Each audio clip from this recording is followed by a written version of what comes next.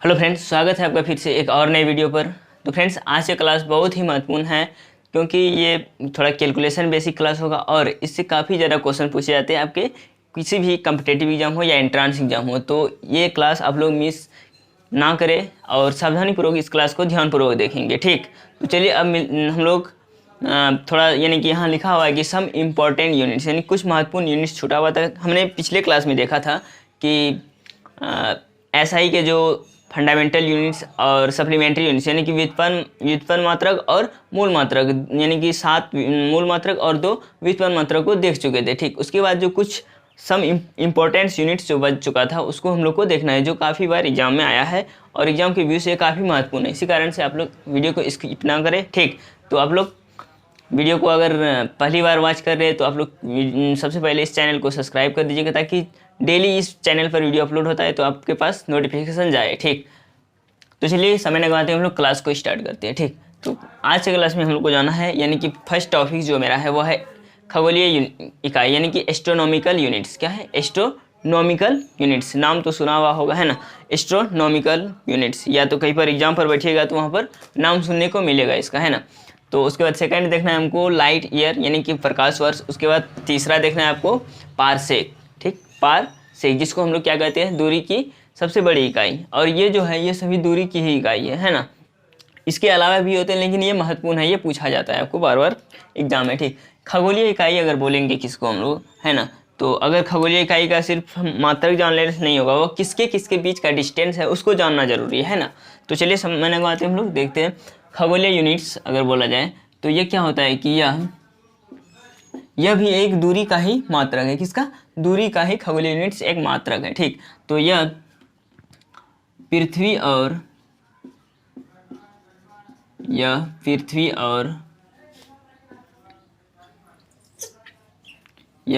और सूर्य के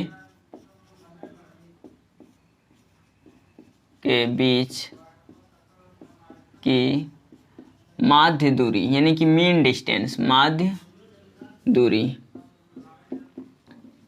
mean distance. ठीक, मीन डिस्टेंस को खगोलीय दूरी कहते हैं, एस्ट्रोनॉमिकल यूनिट्स कहते हैं, एयू कहते हैं, खगोलीय इकाई कहते हैं, एस्ट्रोनॉमिकल यूनिट्स, है ना। ये हो गया, ये किसके किसके बीच का डिस्टेंस है। अब पता करना है हमको कि इसके बीच का जो डिस्टेंस होता है, माध्य दूरी होता है, मेन डिस्टेंस जो होता है वो कितना होता है। ठीक, तो 1 खगोलीय इकाई यानी एस्ट्रोनॉमिकल यूनिट्स एयू बराबर होता है 1.496 इंटू 10⁻11 मीटर। इसको याद रखना है आपको, है ना, ये पूछा जाएगा आपसे। 1 एस्ट्रोनॉमिकल यूनिट्स बराबर कितना होता है? 1.496 इंटू 10⁻11 मीटर्स। ठीक, तो उसके बाद अगला जो आपका आता है वो आपका क्या आ जाता है? प्रकाश वर्ष, है ना, प्रकाश वर्ष, लाइट ईयर्स। अब प्रकाश वर्ष क्या होता है कि प्रकाश द्वारा निर्वात में तय की दूरी को ही क्या कहते हैं? प्रकाश वर्ष कहते हैं, लाइट ईयर्स कहते हैं। प्रकाश द्वारा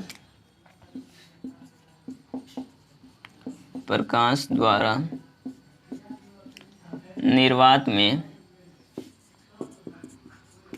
तय की गई दूरी, निर्वात में तय की गई दूरी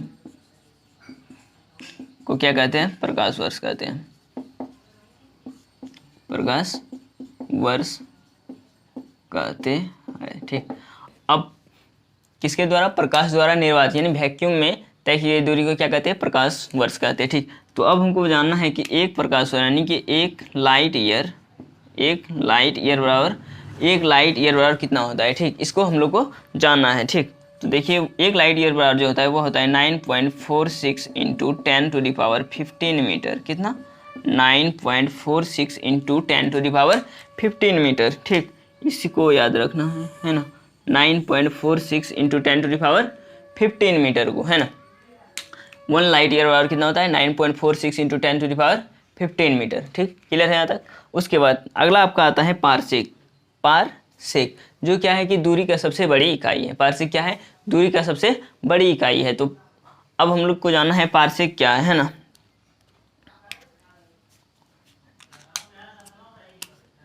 यह यहाँ लिख देते हैं, यह दूरी की सबसे बड़ी इकाई है, सबसे बड़ी इकाई है, यह दूरी की सबसे बड़ी इकाई है। ठीक, 1 पारसेक बराबर जो होता है 1 पारसेक, 1 पारसेक बराबर जो होता है वो होता है 3.26 इंटू 10⁻16 मीटर। क्या 3.26 इंटू 10⁻16 मीटर, या इसको अगर लाइट ईयर में लिखना चाह रहे हैं हम लोग तो 1 पारसेक बराबर होगा 3.26 प्रकाश वर्ष। कितना 3.26 प्रकाश ईयर, यानी कि 1 पारसेक बराबर 3.26 प्रकाश ईयर। ठीक, तो अब हम लोग देखते हैं यानी कि हम लोग तीनों को देख चुके हैं। एक खगोलीय यूनिट्स क्या होता है, एस्ट्रोनॉमिकल यूनिट्स, ये पृथ्वी और सूर्य के बीच के माध्य दूरी को ही क्या मीन डिस्टेंस को क्या कहते हैं, खगोलीय दूरी, खगोलीय इकाई कहते हैं, एस्ट्रोनॉमिकल यूनिट्स कहते हैं। ठीक, 1 एस्ट्रोनॉमिकल यूनिट्स बराबर होता है 1.496 इंटू 10⁻11 मीटर, 1.496 इंटू 10⁻11 मीटर। ठीक, उसके बाद नेक्स्ट आपका आता है प्रकाश वर्ष, लाइट ईयर। प्रकाश वर्ष क्या होता है, प्रकाश द्वारा वैक्यूम में जो तय की दूरी होता है उसी क्या कहते हैं, लाइट ईयर कहते हैं। 1 लाइट ईयर इक्वल टू होता है 9.46 इंटू 10⁻15 मीटर। ठीक, उसके बाद सबसे दूरी की सबसे बड़ी इकाई पारसेक, पारसेक की बात करें, यह दूरी की सबसे बड़ी इकाई है। ठीक, अगर पूछ दे आपको कि दूरी की सबसे बड़ी इकाई क्या होता है, वो क्या होता है, पारसेक होता है। और अगर 1 पारसेक बराबर पूछ दे 3.26 इंटू 10⁻16 मीटर, मीटर में 3.26 इंटू 10⁻16 मीटर। ठीक, अगर हमको पूछ दे कि 1 पारसेक बराबर कितना लाइट ईयर होता है, प्रकाश वर्ष होता है, तो 3.26 लाइट ईयर होता है। क्लियर है यहाँ तक। अब इस साइड में लिखा हुआ है दूरी के मात्रक, ये सभी दूरी के मात्रक हैं, लेकिन यहाँ और 2-3 हम बढ़ाए हैं, तो जो पूछा जाता है आपको वो सब देखते हैं हम लोग, है ना। तो सबसे पहला है आपका कि दूरी का काफ़ी पारसेक हम लोग देख चुके हैं, है ना। पारसेक 3.26 इंटू 10⁻16 मीटर, क्या 3.26 इंटू 10⁻16 मीटर, है ना। और अगर इसी को देखा जाए तो इसको लिख सकते हैं हम लोग क्या 3.26 लाइट ईयर, है ना, 3.26 लाइट ईयर। ठीक, क्लियर है यहाँ तक। 1 प्रकाश वर्ष, एक प्रकाश वर्ष यहाँ हमने लिखा है, यहाँ एक प्रकाश वर्ष बराबर होता है 9.46 इंटू 10⁻15 मीटर। ठीक, कितना 10⁻15 मीटर। ठीक, उसके बाद एक फर्मी, एक फर्मी बोलिए या एक फैम्टो, क्या एक फर्मी बोलिए या एक फैम्टो, ये होता है 10⁻−15 मीटर। ठीक, 1 एंगस्ट्रॉम, यानी कि 1 एंगस्ट्रॉम, ऐसे आप लोग लिखा हुआ बहुत जगह देखे होंगे, है ना। 1 एंगस्ट्रॉम बराबर होता है 10⁻−10 मीटर, 10⁻10 मीटर। ठीक, अब एक आता है एक समुद्री मील, और ये काफ़ी भी है, ये काफ़ी बार आपको एग्जाम में पूछा गया है। एक समुद्री मील यानी कि 1 नॉटिकल मील, 1 नॉटिकल मील बराबर होता है 1.852 किलोमीटर, किलोमीटर। ठीक, 1.852 किलोमीटर, इसको याद अवश्य रखिएगा, ये आपको एग्जाम में पूछा जाएगा। ठीक, तो अब हम लोग नेक्स्ट देखते हैं, ये सब देख लिए। अब हम लोग जैसे द्रव्यमान हो गया, समय हो गया, इन सभी का दूरी का देख लिए, द्रव्यमान का देख लेते हैं, समय का देख, जो आपको काफ़ी ज़्यादा यूज होगा आगे आपका न्यूमेरिकल बनाने में, तो उसको अब हम लोग देख लेते हैं। आप लोग इसका स्क्रीनशॉट ले सकते हैं ना। तो आइए अब आगे बढ़ते हैं हम लोग, यानी कि दूरी का देख लेते हैं, हम लोग को द्रव्यमान और टाइम यानी कि समय का देखना है। दूरी का हम लोग क्या क्या देखे, पारसेक, एक प्रकाश वर्ष, फर्मी, एंगस्ट्रॉम एंड एक समुद्री में नॉटिकल मील्स। ठीक, तो अब हम लोग को देखना है किसको, द्रव्यमान को, मास को। ठीक, द्रव्यमान को देखना है। 1 किलोग्राम बराबर जो होता है वो तो सभी जानते हैं 1000 ग्राम। ठीक, 1 किलोग्राम बराबर क्या होता है, 1000 ग्राम। ठीक, 1 किलोग्राम बराबर 1 किलोग्राम बराबर 1000 ग्राम। अगर पूछ दे हमको पाउंड में 1 किलोग्राम बराबर कितना होता है, तो हमको बताना है 1 किलोग्राम बराबर जो होता है 2.205 पाउंड। कितना, 2.205 पाउंड 1 किलोग्राम बराबर होता है। ठीक, उसके बाद अगर पूछ दे हमको कि 1 पाउंड बराबर कितना होता है, 1 पाउंड बराबर कितना होता है, तो आपका ग्राम में अगर पूछ दे तो 453.52 ग्राम होता है। कितना, 453 53.52 ग्राम होता है किसका, 1 पाउंड बराबर। 1 पाउंड बराबर कितना होता है, 453.52 ग्राम होता है 1 पाउंड बराबर। ठीक, क्लियर है यहाँ तक। उसके बाद 1 मिलीग्राम बराबर होता है 10⁻⁻6 किलोग्राम।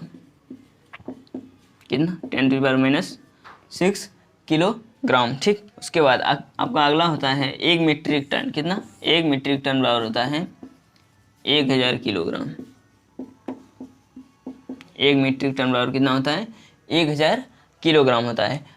किलोग्राम ये तो सभी जानते हैं 1000 ग्राम। अगर पाउंड में पूछ दे 2.205 पाउंड। अगर 1 पाउंड बराबर पूछ दे तो 453.52 ग्राम। उसके बाद milligram, 1 milligram 10⁻⁻6 kilogram. 1 metric ton बराबर 1000 किलोग्राम। बात बहुत ही छोटी है लेकिन बात मोटी भी है ना। बहुत सारे ऐसे छोटे छोटे टर्म होते हैं जो माइंड से रिप्लेस कर जाता है, उतर जाता है, तो उसको थोड़ा ध्यान में रखना है ना, छोटी छोटी चीज़ों को। ठीक, उसी का आज कंसस होकर हमने ये वीडियो बनाया है ना। टाइम, समय का मात्रक हम लोग को देखना है। दूरी हो गया, द्रव्यमान हो गया, अब समय का देखना है हमको। ठीक, तो समय में 1 सेकेंड बराबर जो होता है 1 सेकेंड। 1 सेकेंड सुनने में कैसे, 1 सेकेंड बराबर कितना होता है, बड़ा ही सरल क्वेश्चन है। 1 सेकेंड बराबर कितना होता है। ठीक, तो वह होता है मध्य सौर दिवस का,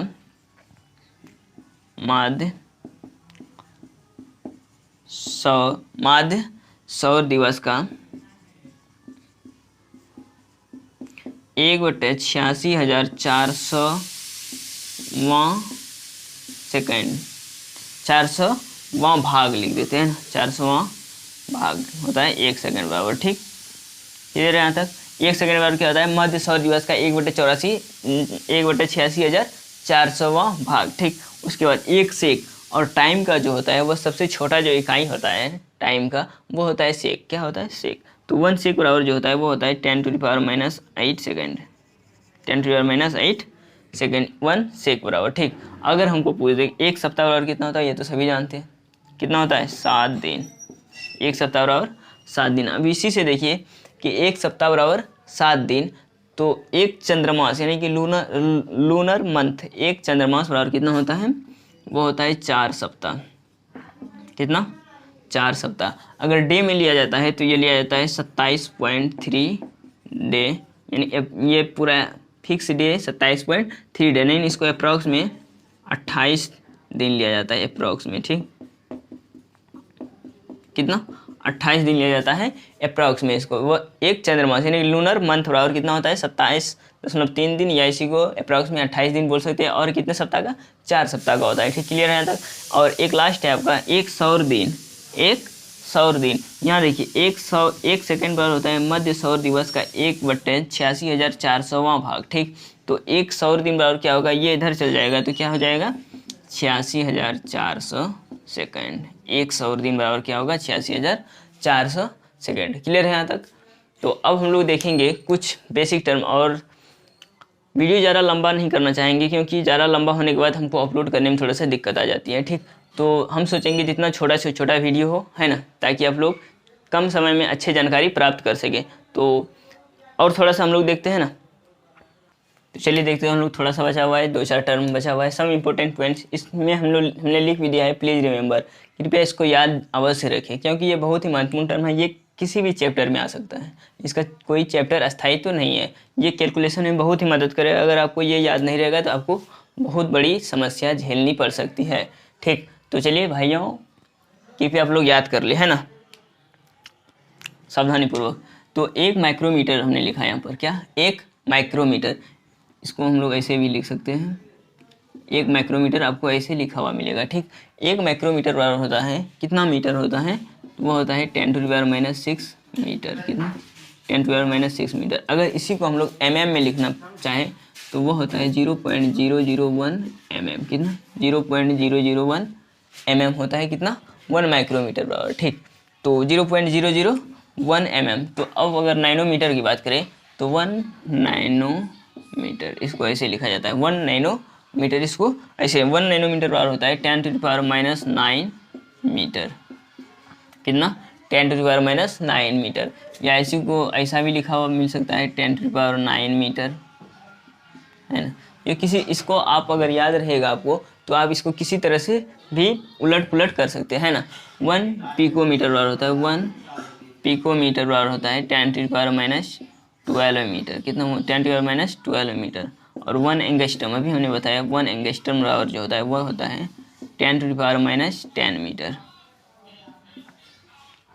1 फर्मी या फेम्टो हमने अभी बोला या फर्मी हो सकता है या फेम्टो हो सकता है।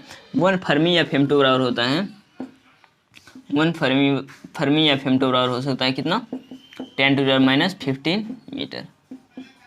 क्लियर यहाँ तक। दूरी हो गया, आपका द्रव्यमान हो गया, समय हो गया, इनको हम लोग देख लिए थे। और कुछ सम इम्पोर्टेंट टर्म जो था जो आपको काफ़ी ज़्यादा यूज होगा, ये तो पूछा भी जा सकता है अधिक कभी कभी ये देखने को मिलता है 1 माइक्रोमीटर। ये आपको डायरेक्ट पूछ देता है कि ये माइक्रोमीटर अगर मीटर में ना रहे तो mm में ये कितना mm होगा। ठीक, तो आप लोग ध्यानपूर्वक इसको देख लीजिएगा, है ना। आज का क्लास आप लोग को कैसा लगा आप लोग कमेंट के माध्यम से ज़रूर बताइएगा। तो मिलते हैं हम लोग नेक्स्ट क्लास में। आज